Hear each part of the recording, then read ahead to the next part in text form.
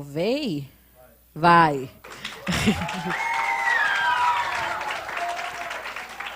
Da Camino School. A Mariana Empazar. Poxa, gente, vocês... desculpa, Marina, mil desculpas. Pode levantar, Marina. E a Estela. Agora, da Escola Estadual, professor Josué Benedito Mendes. Os entrevistadores são a Isnaia, o Daniel e a Adriele. A gente fica muito feliz com a participação de vocês aqui. E agora vamos dar início à mesa, que terá uma duração de 45 minutos. Os 6 entrevistadores vão fazer as perguntas, assim como foi na primeira mesa, e vocês já entenderam mais ou menos como funciona. Mas agora, sobre o tema de saúde mental. Passo a palavra agora para o Rafael, para ele iniciar a nossa mesa. Rafael, da Escola Camino School.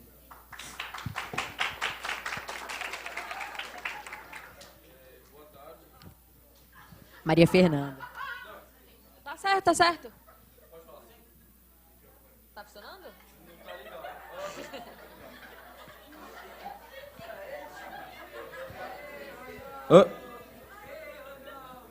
Boa tarde, Diogo. Eu agradeço sua participação na Semana da Imprensa em nome da Camino School. E a minha pergunta é, qual é, na sua opinião, o impacto pós-pandemia no uso de redes sociais pela população jovem brasileira?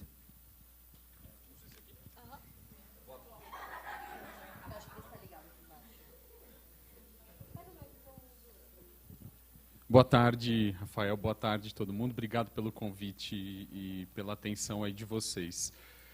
Eu vou falar, obviamente, do ponto de vista de um jornalista, de alguém que produz conteúdo, de que é meio que obrigado a ficar consumindo, né, esse tipo de notícias de maneira geral e ficar atualizado para poder passar para a sociedade, para o público de maneira geral, recomendações, principalmente na nossa área, que é saúde. Desculpa. Bom, acho que o efeito da pandemia, a pandemia colocou todo mundo numa situação de insegurança de maneira geral, né? A gente estava lidando com um desconhecido, um vírus novo, no começo ninguém sabia direito do que se tratava, e nós, como jornalistas, fomos aprendendo junto com os cientistas, em cima dos estudos a gente foi tentando passar recomendações para a população. Então, foi meio que natural um movimento de indas e vindas com recomendações às vezes conflitantes. No começo, por exemplo, como que você se protege desse vírus que está chegando aí, né? Usa máscara, não usa? E certamente isso deixou todo mundo numa situação de insegurança, até o momento que a gente teve que ficar confinado. E confinados a gente teve que usar mais telas, usar mais celulares, né, mais computadores. Vocês estudaram, né, com a distância, a gente perdeu o contato social. E tudo isso, certamente, a doutora Márcia vai poder falar melhor, mas certamente isso tem efeitos no nosso cérebro. Tem efeitos emocionais, tem efeitos cognitivos. A gente, de repente, parou de trocar conversas pessoalmente, ficou muito dependente de telas, né? E acredito que tudo que envolve tecnologia nova tem uma espécie de uma curva de aprendizado. A tecnologia ela não é vilã nem mocinha, né? A tecnologia, redes sociais incluídas, são ferramentas. A gente que faz um uso legal ou um uso errado da coisa. Mas tem uma curva de aprendizado para a gente poder utilizar direito essas tecnologias, como redes sociais também. E acredito que, nesse mundo em que todo mundo posta, tem uma necessidade muito grande de colocar, de mostrar aquilo que está sendo feito.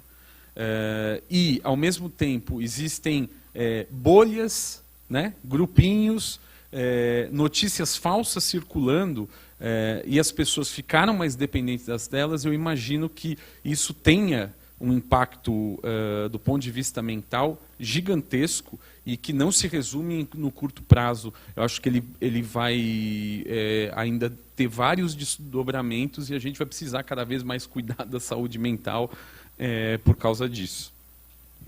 Muito obrigada, Diogo. Agora eu vou passar a palavra para a Yasna. Gente, me desculpa. Yasnaya. Pronto. Boa tarde a todos. A seguinte pergunta vai ser feita para o Diogo. Boa tarde, Diogo. No primeiro momento da pandemia, onde não se sabia nada sobre o vírus e com a velocidade que ele foi se espalhando pelo mundo, qual foi a maior dificuldade em obter notícias verídicas? Boa tarde. Essa acho que foi a grande pergunta do início da pandemia. A gente tinha aquela missão de informar as pessoas sem ter muitas certezas, porque o conhecimento, a informação sobre o vírus, sobre aquela epidemia, aquela doença misteriosa que tinha começado na China, nem os médicos, nem os pesquisadores tinham respostas. Eu me lembro muito bem de ter entrevistado médicos no começo da pandemia e perguntava, mas qual que é a medida preventiva para esse negócio que está vindo aí? E os médicos falavam assim, olha, tem que tomar cuidado, lavar as mãos, manter distância se tem alguém espirrando, mas ninguém falava, por exemplo, em uso de máscara. Pelo contrário, falava, não, uso de máscara é mais para profissional de saúde, quem está lá no hospital.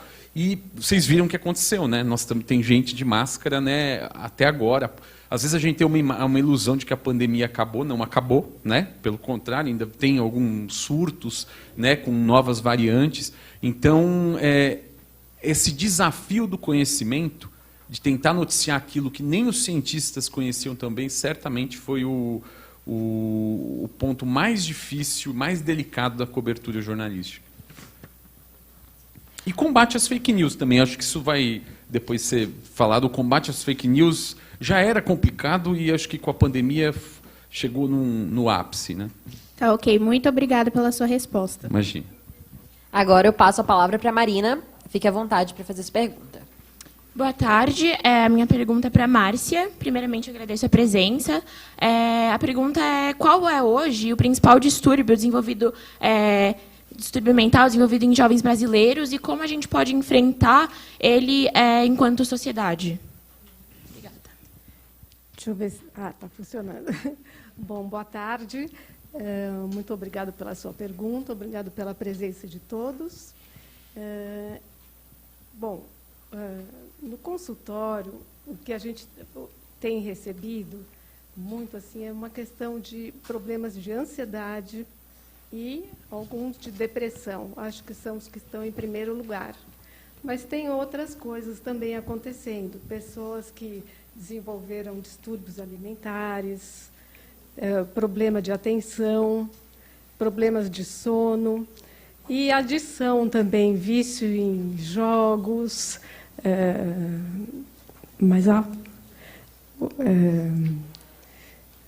ficar horas a fio no computador, jogando, porque o que eles me diziam é que assim, é lá onde a gente vive, é na internet que nós vivemos, esse é o nosso mundo. Vocês concordam com isso? Foi o que aconteceu, não foi? Então, era sobrevivência, como eles diziam, né? E alguns criaram jogos, foram criativos, alguns, sei lá, cada um fez de um jeito, mas também chegava uma hora, cansava e dava o maior bode da tela. Não sei se aconteceu com alguém de vocês, principalmente na hora de assistir aula e ser cobrado, tudo, né? Bom, basicamente são essas as coisas que aconteceram, só que nós estamos estudando e prestando muita atenção. Mas como é muito recente e ainda está acontecendo a pandemia, né? Não temos ainda muitos estudos prontos, sabe? Assim, pesquisas concretas realizadas. A gente está vivendo e lidando com isso. Tá bom? Obrigada. Agora, a gente vai seguir com as perguntas. Quem vai fazer agora é o Daniel. Olá, boa tarde. Eu tenho duas perguntas, uma para o Diogo e a outra para a Márcia. A primeira para o Diogo é: qual o impacto que uma fake news pode causar na vida de uma pessoa e como fazer para desmenti-la? E a segunda para a Márcia é: durante a quarentena, os adolescentes desenvolveram diversas síndromes, como o caso de depressão, por exemplo. Como um profissional da saúde deve se preparar para lidar com esses alunos e como você está fazendo isso? Obrigado pela pergunta. Bom, fake news, gente, a rigor, pode indiretamente até matar. Porque se você que espalha por aí que não se deve tomar vacina porque ela é perigosa, e o sujeito não toma vacina e de repente pega Covid, ele tem alguma doença crônica, desenvolve uma forma grave, ele pode ser internado e até morrer. Então, em fake news de saúde é um problema muito sério. E só para vocês terem ideia, teve um estudo que foi feito com a plataforma do Twitter, já tem um tempinho, lá nos Estados Unidos, que os pesquisadores eles tentavam ver quando você coloca uma notícia verdadeira e uma falsa para rodar no Twitter, qual que tem mais chance de se disseminar? E a chance da falsa disseminar era 70% maior. Por quê? Porque a notícia falsa ela tem um ar sedutor, né? Ela traz teorias da conspiração. A gente adora essas coisas, né? Se todo mundo está falando que é azul e de repente vem alguém falando não, é vermelho, gente. É vermelho e é por isso e aquilo. Tentando justificar, isso leva muita gente a cair em ilusão. Isso é muito comum na área de saúde. Os jornalistas que cobrem saúde, ciência, eles vivem tendo que desmentir fake news. E eu diria para você que o setor mais perigoso que envolve fake news hoje é certamente o de vacinas. E muita coisa bizarra sendo publicada por aí. Tem gente que ganha dinheiro com fake news, não é uma coisa inocente. Hoje aqui no Brasil você já tem associações anti-vacina que ganham dinheiro. Como que eles ganham dinheiro? Eles falam assim, não toma vacina, mas toma aqui o suplemento que tem na farmácia do fulano, que eu vou passar a prescrever para você. E isso é completamente sem base científica e pode ser perigoso. E é problema de saúde pública, porque quando você não toma vacina, você está contribuindo não de propósito, para que uma doença como a Covid aí que a gente vivencia, um vírus como esse, continue se propagando, gerando mutações, e aí o episódio nunca tem fim. Então, é muito sério essa história de fake news. Como combater isso? A gente tem que buscar formas de tornar as notícias verdadeiras mais interessantes. Porque no mundo da internet, principalmente, que vocês, que todos nós vivemos, não basta que você tenha um conteúdo que traga algo importante. Você tem que torná-lo interessante. Como que você faz isso? Trazendo dados, tentando uma abordagem diferenciada, recorrendo a imagens, a vídeos. Tem N formas de tentar fazer isso. Inclusive, se apropriar desse discurso que as fake news usam de uma maneira mais sedutora para tentar convencer as pessoas, inspirá-las a se cuidar da maneira certa, baseada na evidência científica. Não é um trabalho fácil. Existem redes de fake news muito bem articuladas, que se disseminam muito, principalmente por WhatsApp, e muitas vezes eles estão, quando a gente está correndo atrás, eles já estão com um passo na frente. Então, é um desafio a gente conseguir parar essa máquina de fake news, que invade a política, que invade ciência e que é muito perigosa em saúde. Então, o que a gente pode fazer para tratar, para evitar que essas fake news e essas imagens falsas venham assustar e, sei lá, causar problemas e aumentar a ansiedade das pessoas, Eu acho que é um trabalho para a sociedade toda. É para a escola, é para a família, é para, sei lá, todos os jornalistas, todo mundo, E, inclusive, ontem eu estava vendo um estudo que está sendo feito na Finlândia com as crianças, não sei se alguém viu no estado, muito interessante, que eles fazem uma alfabetização midiática quando as crianças entram na escola. Então, eles começam a aprender a ler notícias. Então, quem escreveu, quando, quais são as perguntas básicas, Por que escreveu isso? Então, e quais são os dados? Foi baseado em quê? E é muito interessante porque o resultado disso é que é o país que está mais resistente a esse tipo de problemas de saúde. Porque uma grande coisa que a gente tem é o pensamento. A gente tem a capacidade de pensar, Se eu posso pensar, que Deus sou eu, afinal, como diz aquela música, Então, a gente tem que ter um pensamento crítico e desenvolver tudo isso na gente. E na escola, por exemplo, aí, nesses trabalhos na Finlândia, eles falam assim, agora, por favor, crie uma fake news, sabe? Assim, e eu achei muito bacana, né? Porque aí começa a ficar uma linguagem comum e, sei lá, ninguém vai engolindo qualquer besteira, né, que qualquer pessoa lá escreveu. Tanto o conteúdo, como até a estética, como a ética, né, o modo como são colocadas, né. E o jornalista, a pessoa apropriada, o educador, eles vão saber como falar, eles estão preparados para isso, né? Falar as coisas e ajudar as crianças também a aprender. Isso é uma coisa, como tratar, né? Desenvolver o pensamento crítico, e tem modos de fazer isso. Outra coisa é também o atendimento em consultório, né, de psicologia, que é o que eu faço, e tem também, em alguns casos, também vai para a psiquiatria, né? São encaminhados, no caso de muita ansiedade, vão para o médico, né? Porque o psicólogo não vai medicar. E conseguiu segurar bastante gente, e eles estão bem aí, estão bem, porque, sabe, na adolescência é muito difícil lidar com o tempo e o espaço, sabe? São as grandes aprendizagens que a gente tem, né? Porque, primeiro, o espaço começa pelo corpo da gente, que muda completamente. Eu tenho uma menina que, antes da pandemia, ela era uma criança, agora ela chegou moça. E ela, sei lá, ela não põe maiô de jeito nenhum na praia, ela vai de calça comprida, assim, de máscara. Então, ela, sabe, tem problemas assim de pessoas que não criaram uma imagem corporal, sabe? E surgem doenças a partir daí, uma dismorfia corporal também. A pessoa não sabe mais qual é a sua imagem, como ela tem que se apresentar, como ela é. Enfim, muitos questionamentos e coisas novas que estão brotando, né? E muito julgamento também, né? Um ideal de corpo, de jeito de ser, e de ser a pessoa vencedora, a pessoa, sei lá, famosa, bonita, tudo, né? Tudo que se valoriza ali nas redes sociais.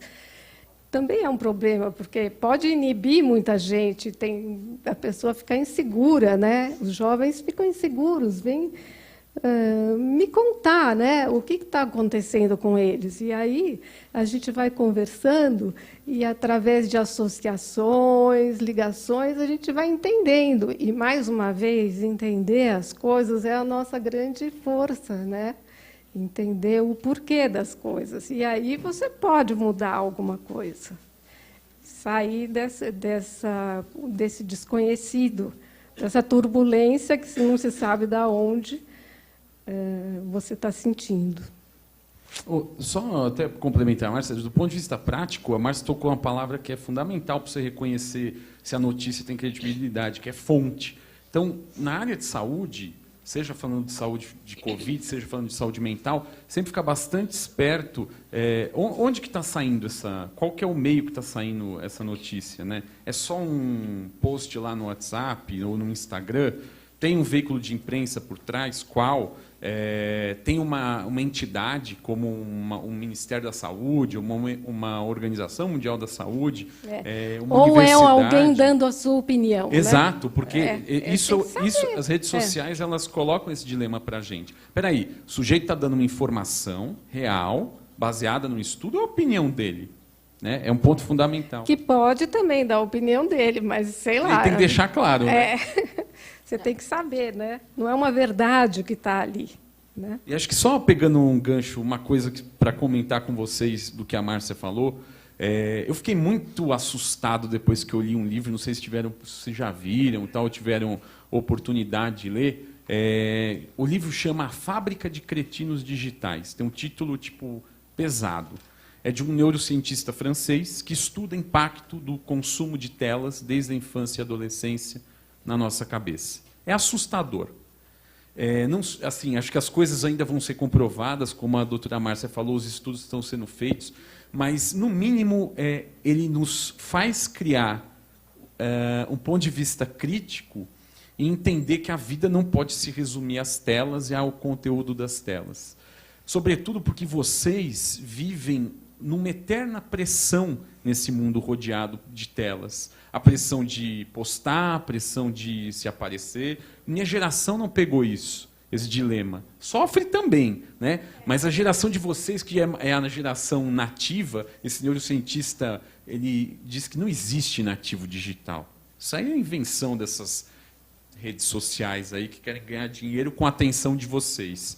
Então, ele fala dos efeitos em ansiedade, depressão, mas também os efeitos em atenção, memória. Então, nos faz pensar que as redes sociais, as telas são importantes e com a pandemia necessárias, mas a gente não pode ficar confinados, né? Não podemos ficar confinados a ela pelo bem do nosso cérebro. Principalmente um cérebro, né, em desenvolvimento. Sim. A gente tem que ter, sei lá, um equilíbrio, uma vida saudável. Todo mundo fala isso todo dia, né? Assim, duro é fazer, né? Fazer exercício, sabe? Eu acho que viver exige método também, né? A gente tem que ter uma alimentação legal e ter amigos e se comunicar, enfim, e sair um pouco dos games, né? Um pouco, porque é muito viciante. Sabe o que eu acho? Eu acho que tanto os games como as redes sociais é como assim, um estímulo positivo, sabe? Às vezes você fala assim, eu estou aqui, mas será que meu WhatsApp está acontecendo o quê? Né? Não está acontecendo nada. Mas eu acho que uma vez você recebeu uma notícia muito boa lá e uma piada muito engraçada, e aí você quer de novo. E é meio viciante aquilo. Gente, o Instagram, quantas vezes, né? Parem para pensar, você não pega o celular e você fica lá rodando, e você fica 1 hora lá e depois você fala assim, gente, o que eu fiquei fazendo esse tempo todo? Você nem lembra, né? Um monte de gente postando foto de prato, foto de cachorro, tal. Aí vale pensar, preciso disso? Não, pode ser que isso seja um lazer, mas será que, de repente, não vale ver um filme, ler um livro? Gente, leiam livros. Às vezes a gente tem que se esforçar, mas putz, isso vai valer muito a pena depois. Com certeza, né? Alguma ideia, pelo menos, vai sair daquele livro, alguma frase, né?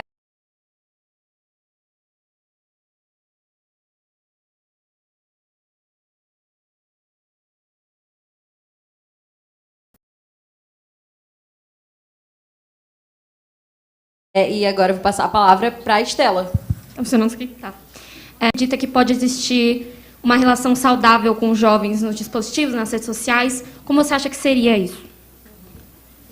Eu acho que sim, eu acho que é um recurso muito interessante, muito bacana, que a gente tem hoje, e todo mundo vai lançar a mão, mas a gente tem que tomar esses cuidados, né? Pensar, sempre ser aquele... Lembrar quem você é, o que você está pensando, o que você pensa, né? O que você acha daquilo, ter o senso crítico e, sei lá, usar a seu favor, né? Como tudo, né? Eu acho assim que hoje sair na rua também é um negócio perigoso, sair na internet também é, né? Você tem que ficar atento para várias coisas. Não é um território livre só porque é tecnológico. Não é um território bacana porque é moderno e desenvolvido. Tem muita gente nada a ver lá. Tem muita gente com outras intenções, né? Tem pessoas que, no meio de jogos, começam a falar com as meninas, coisas assim. Elas me contam, sabe? Assim, elas ficam muito assustadas, meninas pequenas. Sei lá. Então, a gente tem que tomar cuidado, sim, porque você está lá de boa, mas tem umas pessoas que não estão, não. Está dando voz para esse tipo de pessoa, né? Por exemplo, tem esses fóruns secretos também, que são uma coisa terrível, né? Que Por exemplo, se uma pessoa está pensando em atacar uma escola, entrar numa escola com uma arma, matar todo mundo, esses ataques agora que estão aumentando no Brasil também. Poxa, depois vão pesquisar o computador deles, eles têm os fóruns para isso. E pessoas também que acabam cometendo suicídio, passando por esse problema, têm os fóruns também que eles frequentaram. Então, sabe, é uma coisa obscura, tem umas coisas obscuras, estranhas, assim. Fiquem bem atentos. Saibam por onde se guiar. Coisas que sejam boas para vocês.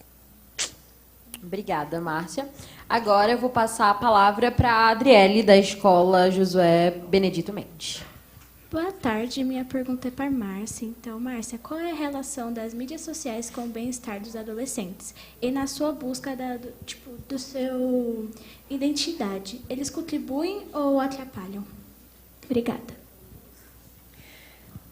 A construção da identidade é tudo que a gente quer na adolescência, né? E é toda a meta, né, que a gente tem, né? Quem eu vou ser, né? Como eu vou ser? Né?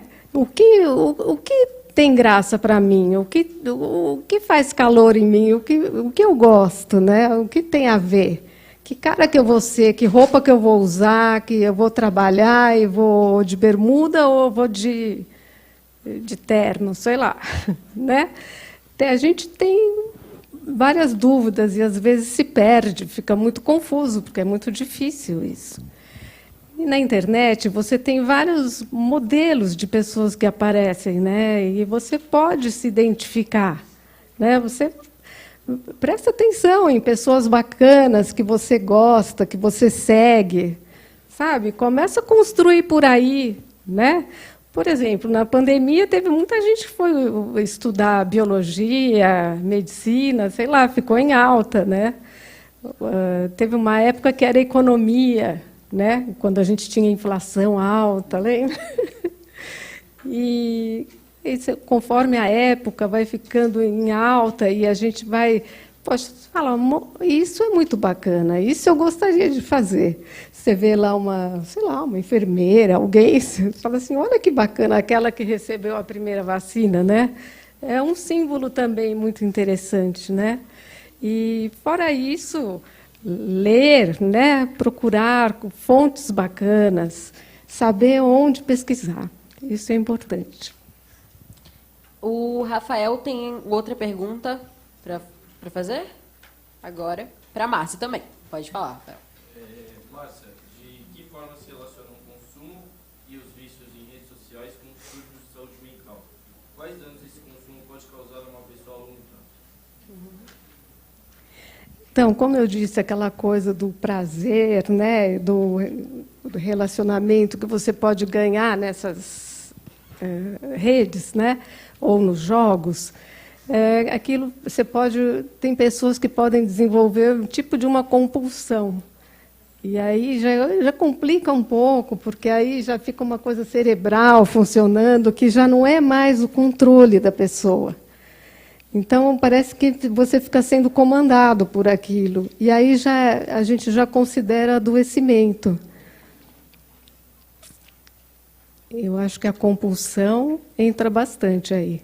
E a pessoa geralmente acaba perdendo atenção, começa a estudar, ir mal na escola, não dorme direito, sei lá, emagrece, né? Acontece várias coisas. Agora a gente tem mais uma pergunta também para a Márcia, da Yasnaia, da Josué Benedito Mendes.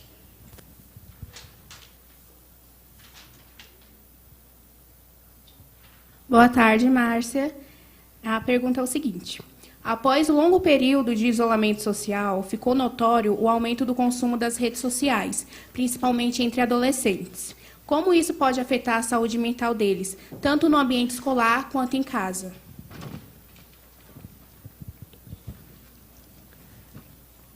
Quanto em casa, eu não entendi. Tanto no ambiente escolar quanto em casa. Ah, tá. Conflitos em casa, né, também. Olha, famílias que estão, sei lá, organizadas e que está tudo, cada um no seu papel, está tudo bem, se atrapalharam um pouquinho na pandemia, mas as que tinham problemas, então, foi uma loucura. Então, a gente recebia assim, casos assim, difíceis e fomos trabalhando. Tal.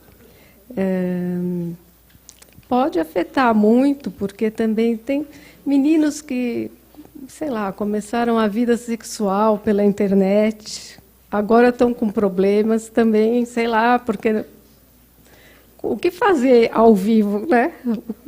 Como namorar, como paquerar, como estar com as pessoas, né? E vários hábitos foram sendo assimilados, né?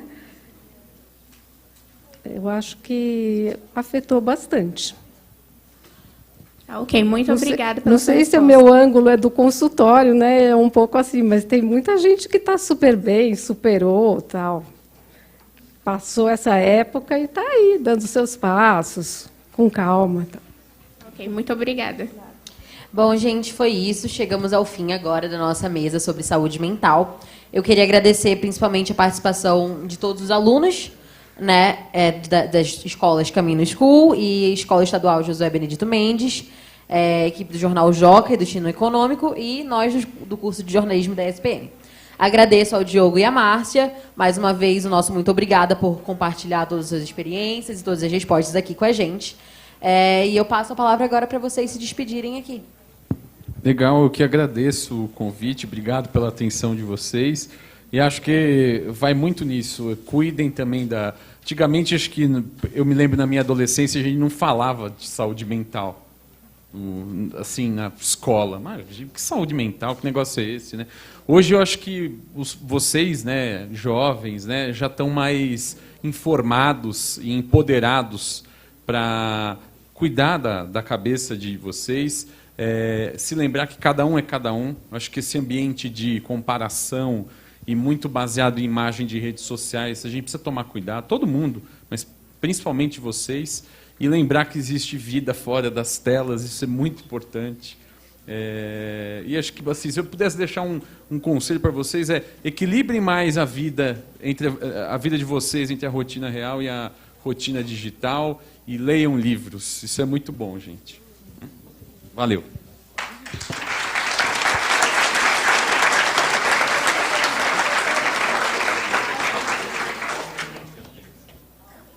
Bom, eu concordo com tudo que você disse. Eu acho que existe vida além da internet, né? E a gente tem que recuperar isso, né?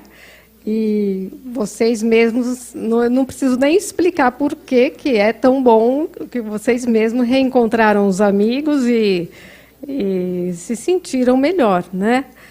Então, eu acho assim que a minha mensagem é o pensamento crítico, que vocês fiquem alertas, atentos, discutam, conversem, perguntem, demorem para responder coisas meio estranhas, vão devagar. Depois, se você for conversar com alguém, você já pode, em 5 minutos, mudar completamente de ideia e mudar aquela conversa toda. Tá bom? Obrigada. Muito obrigada.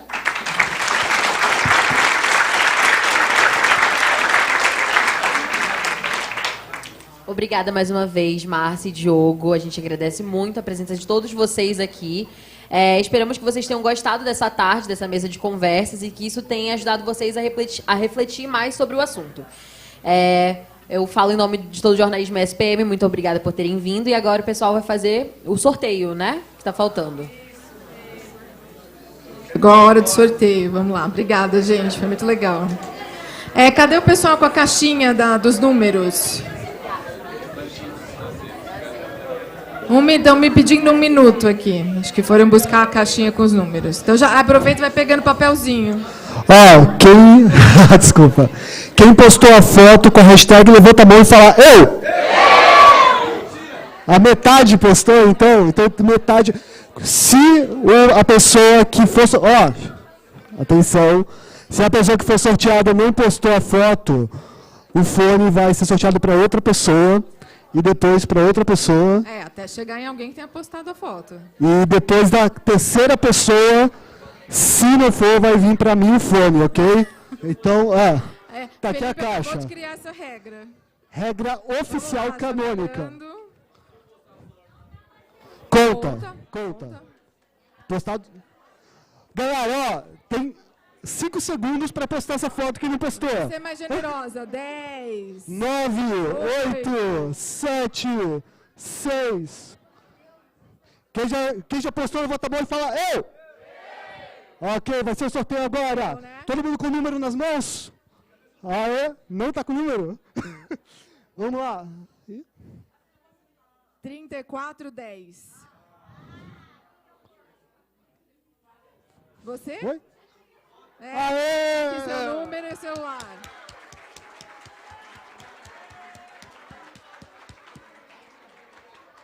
(3410), isso aí, deixa eu ver. Semana da imprensa. Perfeito. Aqui seu fone, parabéns. Obrigado, gente. Gente, muito obrigada. A gente finaliza por hoje.